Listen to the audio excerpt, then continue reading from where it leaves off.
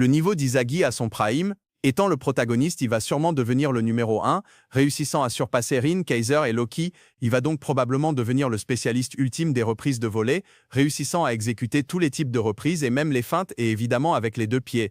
Il va aussi développer quelques armes de dribble qui lui permettront non seulement de dribbler des joueurs mais d'exécuter ses reprises de lui-même sans nécessité de passe. Mais il y a quand même un gros problème, est-ce que ce sera réellement suffisant? Contrairement à Rin ou Kaiser, il ne possède aucune arme de génie, il ne peut donc que miser sur son intelligence de jeu, mais est-ce que ça peut réellement suffire? Kaiser lui-même semble avoir une métavision très proche, voire carrément au même niveau que celle d'Izagi, en tout cas s'il met complètement ses émotions de côté. Et le fait est que Kaiser Prime aura en plus de sa métavision, l'œil du prédateur, son Kaiser Impact, son Magnus.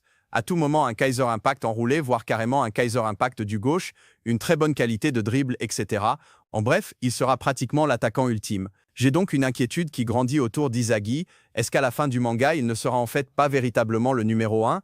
Est-ce que comme dans cette Neo-Egoist League, il finira comme numéro 1, non pas grâce à ses capacités pures, mais simplement parce qu'il a su être décisif au bon moment grâce à l'appui de son environnement de classe mondiale?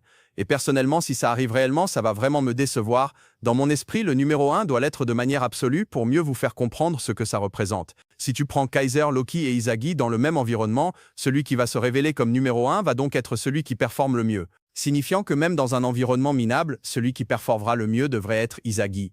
Dans cette NEL par exemple, un Izagi au Barça à la place de Bashira n'aurait pas mieux performé qu'un Rin dans les mêmes conditions, et c'est ça qui risque d'arriver pour la fin. À tout moment, Izagi réussira à faire gagner la Coupe du Monde au Japon, le faisant donc devenir le numéro 1.